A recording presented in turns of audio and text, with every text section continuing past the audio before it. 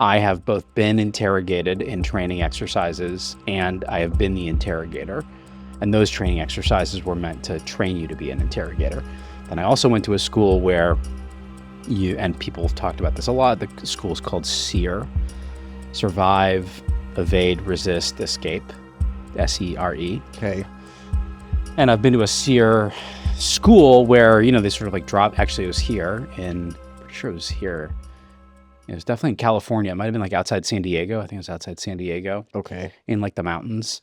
And they like dropped us off and it's like a week later, you like evade and they capture you at some point. And I was like one of the people that managed to not get captured. And then like day 3 or whatever, they blow this enormous whistle. And they're like, okay, now you need to, we're going to the next phase of the training program. So show up at this X, within the next 3 hours and we'll collect you.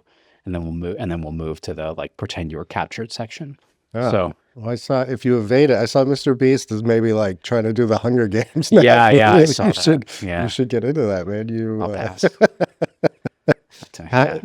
And is it scary or in the back of your head, it's like a drill? It's both, right? Like this is part of the reason I think why they exhaust you in the training. So you start to get a little loopy. Yeah, basically. So I think, the exhaustion confuses you as to like, is this real? Is this not? And then there are definitely things that they do in the training that are meant to confuse you, right? And I probably shouldn't disclose more than that. But it's like they'll do things and you'll think like, oh, okay, everything's fine now. And then it's not. Okay. And so it's definitely like there's in some of the training programs I've been at, there's like a game within the game. And then like at the highest end ones, there's a game within a game within a game. Wow. Yeah. Okay.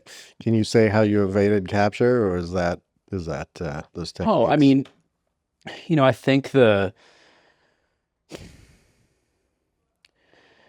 meta answer is I followed the training and they teach you how to do it. Okay. And I'd grown up spending a lot of time in the outdoors. I'd been like a amateur mountaineer. I'd summited a few mountains in like Alaska and in Baja, California, and a few other places where I'd done like, pretty extensive outdoor kind of, adventuring and done some navigation courses and been a, scout.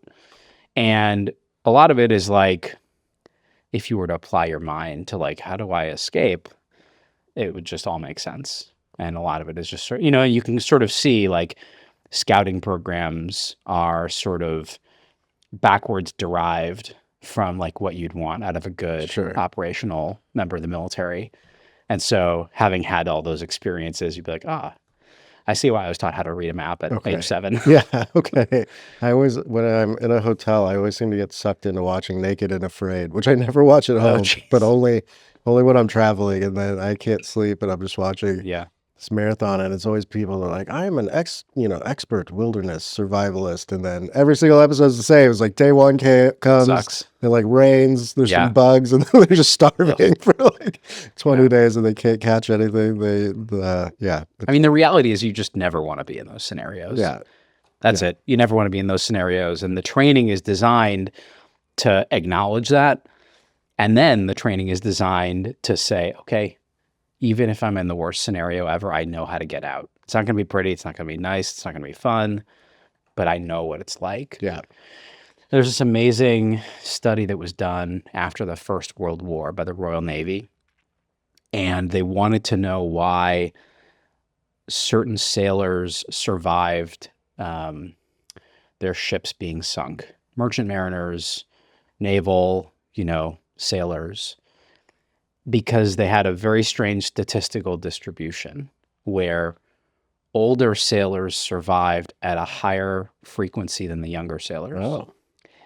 And what they found was that it was the experience that gave those people resilience. And this is a theme in a lot of military training philosophy, which is that if you can give people real experience or even simulated experience, it makes them much more performant in the moment.